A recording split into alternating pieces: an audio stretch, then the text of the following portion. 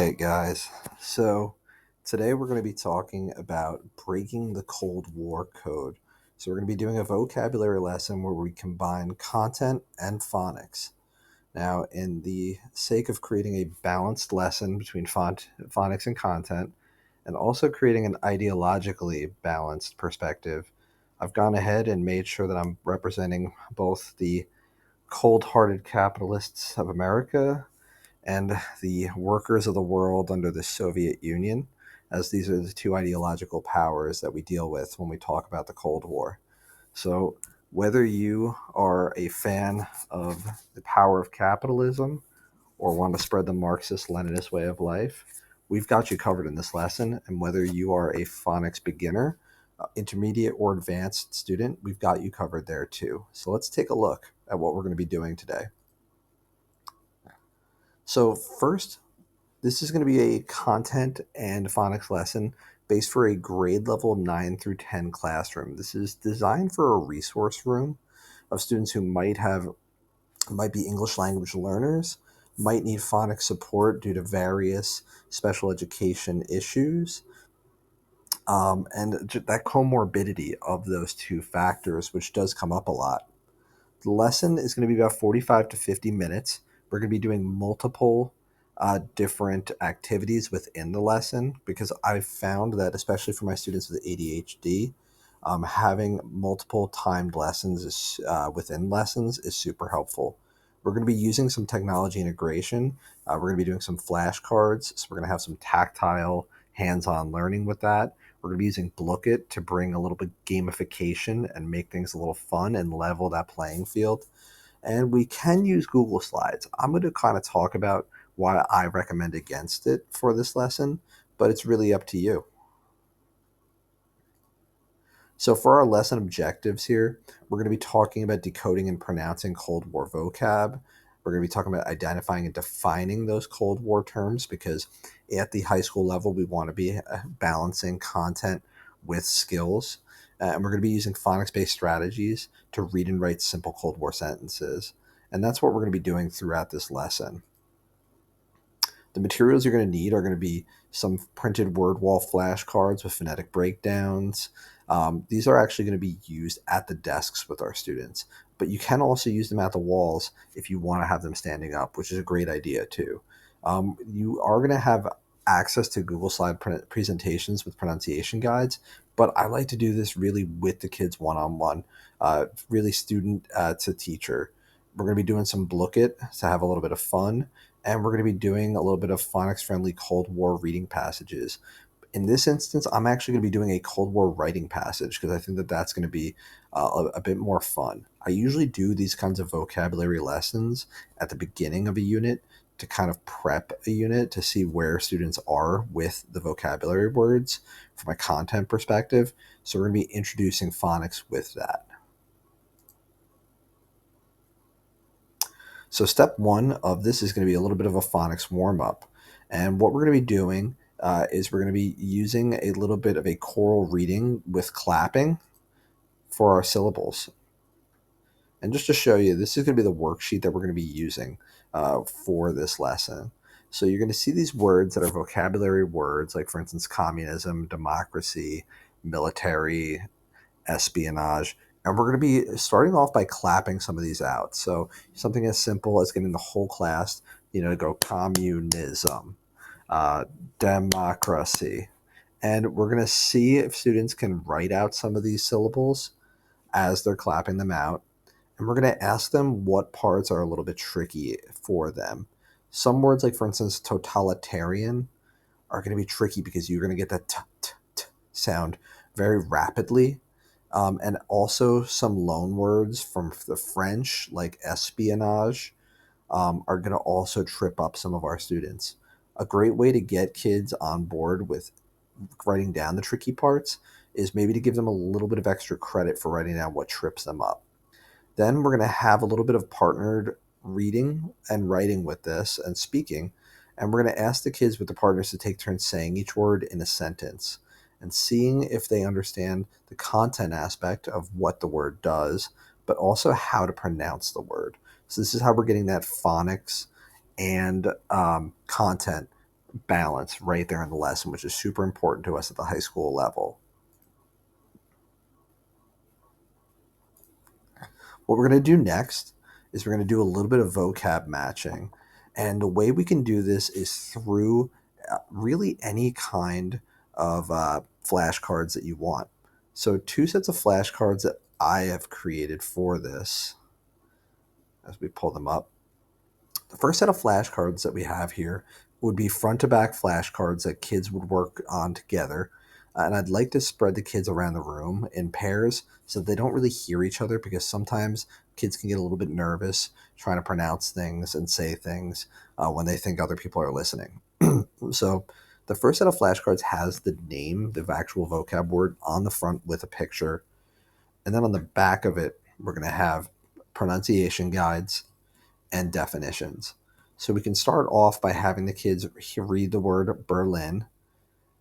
The other student will be, their corresponding student will be able to tell them if they got the word right or not, and then answering what that word means. Another technique you can use, because we're all about differentiation, is we can take those same flashcards, not do them front to back, separate them, take away the title, put them out on the desk, and have kids match the picture with the definition. We're still keeping our phonetic breakdown of the word on the flashcards to help out our students with reading. However, now we've turned this into a kind of matching game that the kids can play on their desks. And we're going to correspond that with our worksheet packet here. And students are going to look and see this word bank right up here, and they're going to match the words with the definitions and with statements right here as well. So they can do this while they're using those flashcards. We can also put these flashcards up on the wall. And another great thing to do, especially with the phonetic side of things, is if these flashcards are laminated, which they should be, you can have your students actually use dry erase markers to kind of like phoneticize the words themselves in ways that maybe are more helpful for them. So, for instance, if you have a student who maybe is an English language learner coming from a country like Russia or Ukraine who's using the Cyrillic alphabet, they can even write that in with that dry erase marker. Or if students just kind of see things differently, they can write in their own phoneticization of the word. And that's also a great way to check for understanding.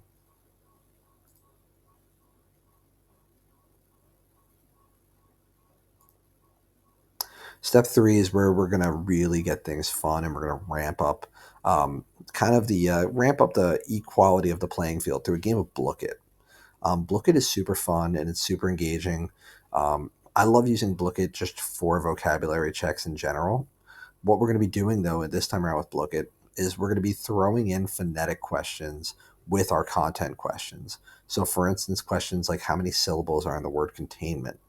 And what's great is that these are going to kind of act as trick questions for your students who don't really struggle as much with phonics.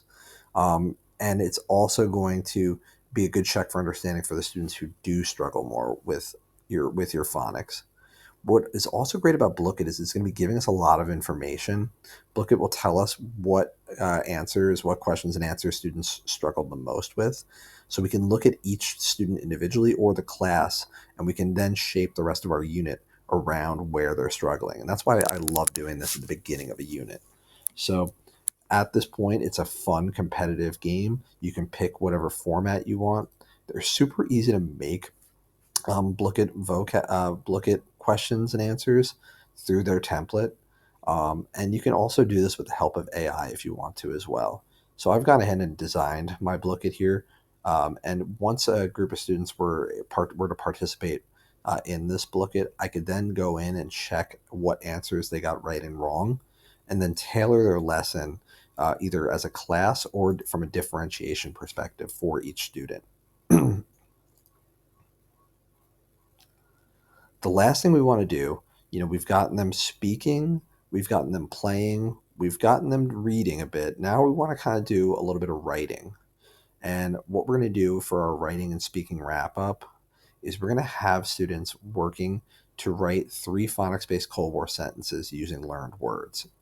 So what we're going to do, and this is going to be once again on our worksheet here, and it's also just really important to kind of keep these steps matching up to the part of the lesson in case you have students that get a little bit lost. So having your steps numbered, hey, we're on step 4, you should be on step 4. It helps students who kind of get lost in sometimes in all of like the work. So for instance, here, my writing prompt is going to be using 3 complete sentences to answer the question. Imagine you are living during the Cold War. Write a short paragraph explaining how the Cold War impacted your daily life.